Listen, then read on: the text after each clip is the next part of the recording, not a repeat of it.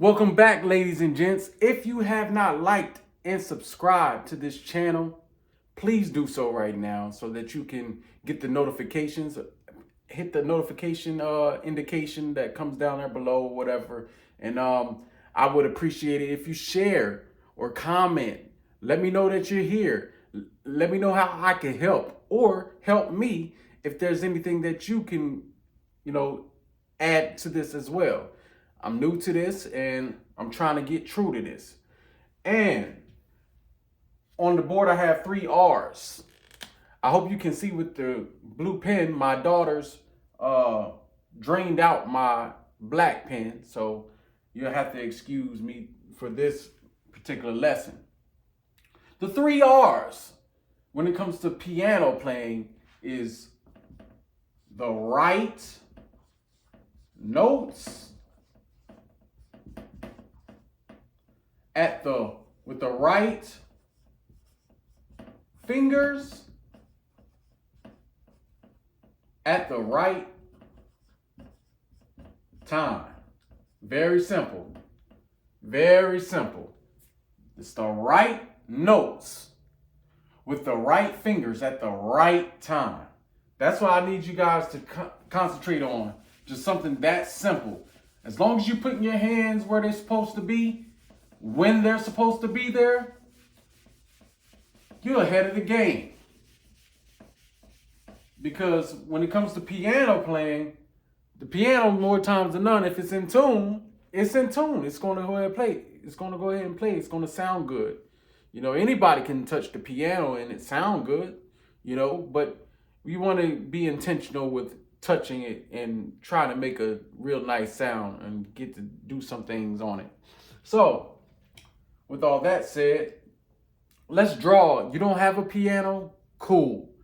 We're going to draw out the piano that you need, the biggest piano that you need to be able to understand what it looks like or to familiarize yourself with the way it looks or how it may feel or, get that idea in your head.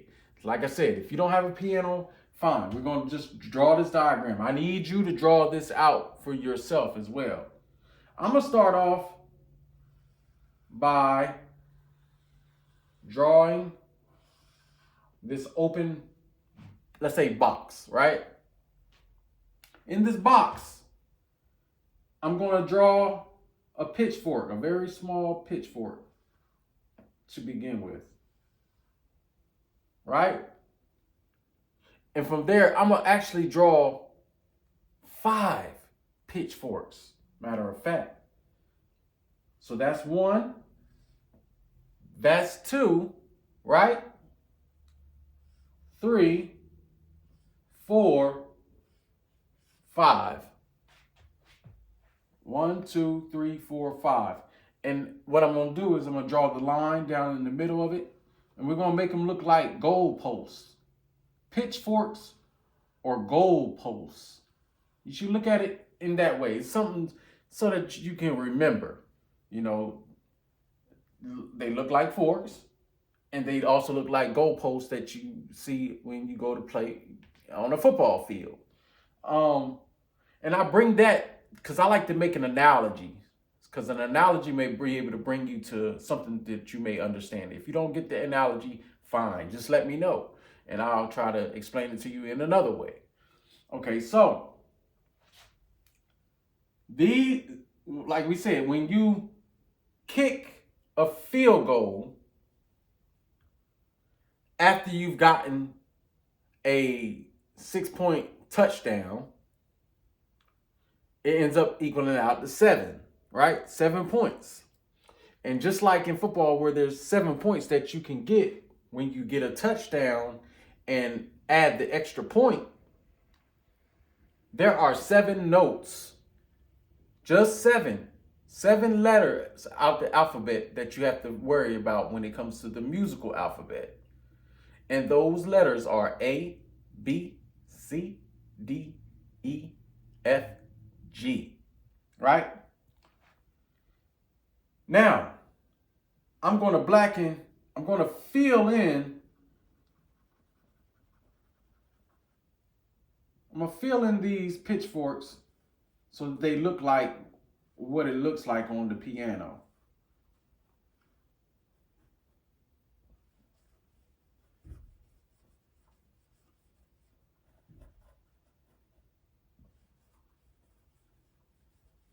So we're working on the first R. The first R of the 3 R's that we discussed, which were what? The right notes with the right fingers at the right time. So, to begin here, when we're looking at it this way, there's something in music what we call middle C.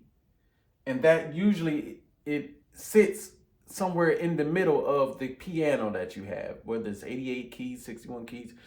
We have to determine where middle C is. It's usually the comfortable position right there in front of you. And that middle C would be this note right here. Oh, before I continue, there's a line that you have to draw. So first you have your 2 pitchforks, and then you have your 3. And you're going to put a line in between the 2 and 3. All right, so that's 1, 2, 3, 4, 5, 6, 7 white keys. And up here, you got your 5 black keys, equaling out to 12 keys that you really have to worry about total. That's 12 keys that you have to distinguish the alphabet. So, 2, and the way we look at it is we take our C. We're going to start on C and go to G and then go back to the A. Instead of starting with A, B, C, we go C, D, E, F, G, A, B. So, this is A. This is B. It starts back over to C. Right here. Okay? C. C, how we look at it, is going to be the first white key that lines up with the 2 black keys that are grouped together closest together. So you have your 2, you have your 3. Break them down. It's 5 of them total, but you look at it, the 2 black keys that are together, then you have your 3 black keys that are grouped together. When you simplify even that. So, when you have your 2 black keys, we can even look at it this way. Just stick with the 2 pitchforks or goalposts. And we'll just deal with these 2. So right here, you got C, D, E. C, D, E. The first one beside the 3 black keys, that one where you will probably put your thumb right there, is going to be F. And you know G comes after the F. So what I want you to concentrate on is looking at the C, D, E, which is with the 2 black keys. And then you got your F, G, A, B, which comes with the 3 black keys. Now, these are the right notes. These are the right corresponding notes for the white keys. The black keys are sharps and flats is what we call them. Sharp, so you have a C sharp and it's a D flat. A sharp, we'll just worry about what they're called first. I'll explain later on what it means. Well, I can tell you now. It's just basically the note that comes in between the in between this letter note and the next letter note. There are semitones. So, semi meaning halfway in there. So, you have C, goes up to C sharp. Calls it C sharp or it's D flat. Then you have D. Then you have D, sharp, or E flat. They're the same, they sound the same, just two different names. So then you have E, then you have F. There is no F flat or an E sharp on the piano.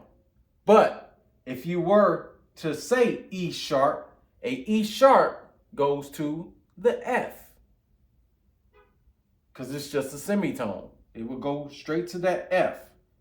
But if it's a F flat, it goes back down to the E. Same thing with this B. If I add the next note that's right here,